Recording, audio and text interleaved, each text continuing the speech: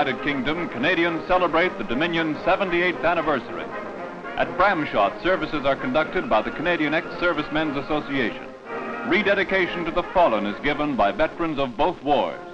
At Brookwood Cemetery, the Canada branch of the British Legion hold their second annual pilgrimage. Tribute is paid to fallen comrades.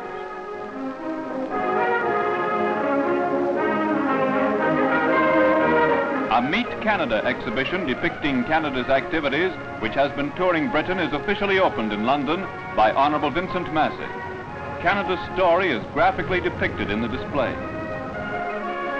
In London, memorial parades, including representatives from all the services, are held. The troops converge on Westminster Abbey and Westminster Cathedral for church service, passing the saluting base in the line of march. The Honourable Vincent Massey takes the salute.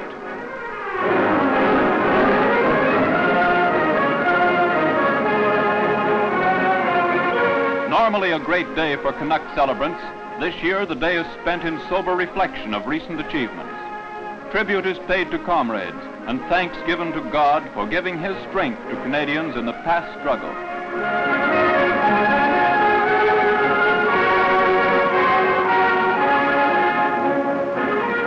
The royal family also attend divine service.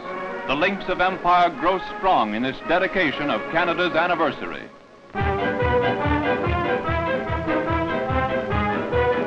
Wimbledon, the center of big-time lawn tennis, reopens its doors for a match between net stars of the British Empire and United States Armed Services. This marks the first time since the beginning of the European conflict that international tennis has been played here. In the opener, Flight Sergeant Pearson and Private Raper of Canada are pitted against Lieutenant Bobbitt and Major Guernsey of the United States. Overflowing crowds witness the best playing of the day as the Canucks and Yanks play spectacular shots. Dowager Queen Mary and the Duchess of Kent are among the spectators. Queen Mary is a rabid tennis fan and merely misses a big match. A whitewash for the Empire is avoided by the brilliant playing of Flight Sergeant Sidwell of Australia, who captures the only point for the British Empire.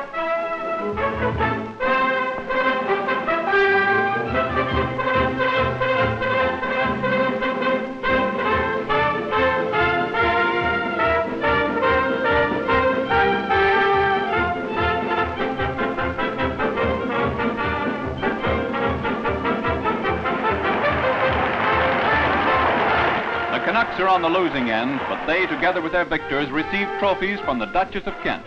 Final score is Americans 4 games, Empire 1.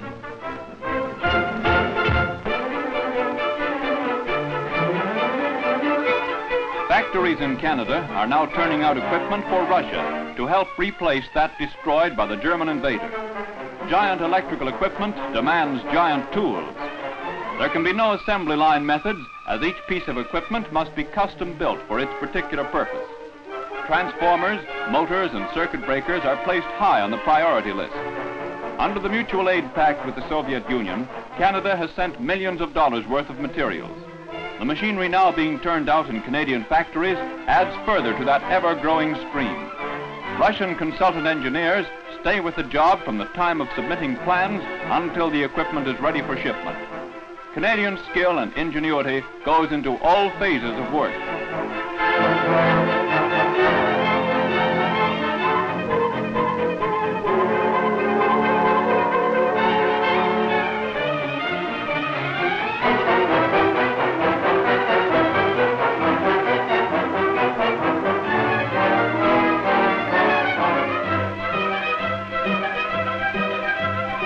Besides enormous quantities of electrical equipment, there are also large amounts of railway cars being made for Russian consignment.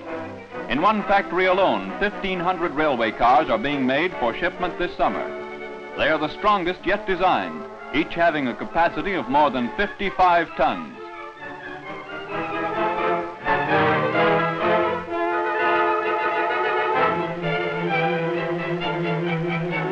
The vital job of rehabilitating mines, ravaged cities, power dams, and communication lines is speeded up through the concerted efforts of Canadian factories and their workers. Thus another bond is forged in international friendship.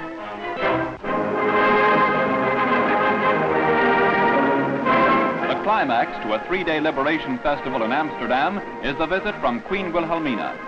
General Crerar greets her upon arrival. Thousands of Hollanders jam the streets for a glimpse of their beloved queen for the first time in 6 years. Taking a big part in the celebrations are Canadian troops who parade with Netherlands forces past the Royal Saluting Base.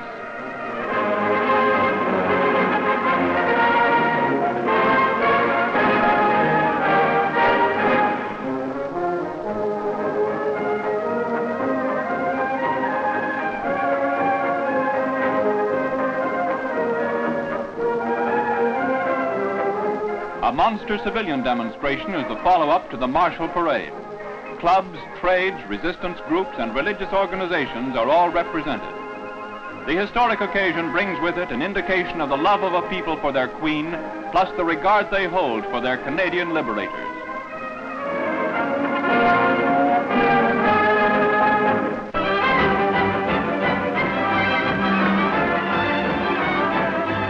At Groningen Stadium in Holland, a tabloid sports meet for members of the 5th Div is held. Capturing team honors for their unit is the intent of all the soldier participants.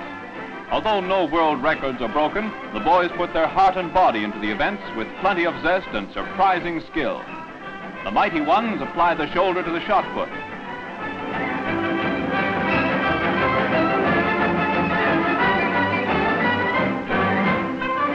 The budding Achilles wing their way over the high jump.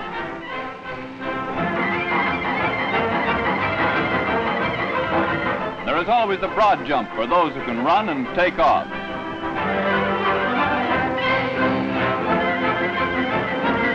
At Maple Leaf Stadium in Hilversum, the main attraction of the day is the sports meet. It marks the first race meeting held in Holland since German occupation. The Kilbride Stakes is one of the outstanding features of the day's program.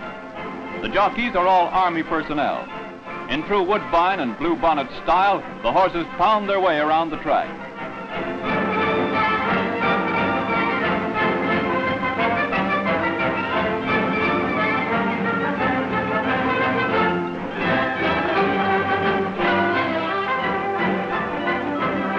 The first to cross the finish line is the Sheik, owned by the Canadian Scottish Regiment and ridden by Major Tom Wills.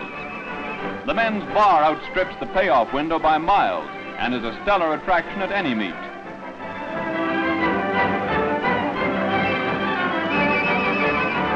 The Holland version of the Hambleton Classic for trotters is an exciting event. For many of the Canucks, it is their first view of this type of horse racing.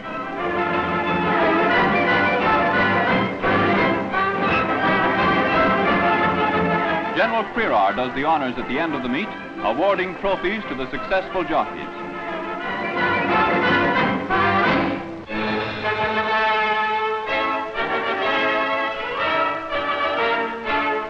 In Jasper Park, something new is being added to RCAF duties, and this time it is the para-rescuers. They are a small group of volunteers whose work entails air rescue. Their training now nears completion in Canada and fits them for the arduous duties which they will undertake in the Pacific Theater. On training schemes, they simulate as nearly as possible the conditions under which they will eventually work.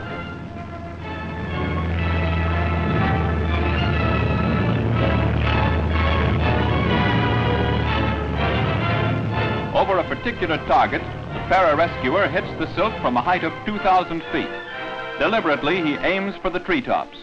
The object is to hook his parachute in the tops of trees, after which he frees himself near the injured party whom he is set out to rescue.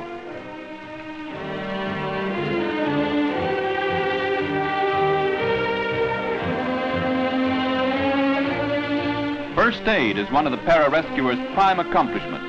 He is trained to make emergency repairs of all kinds.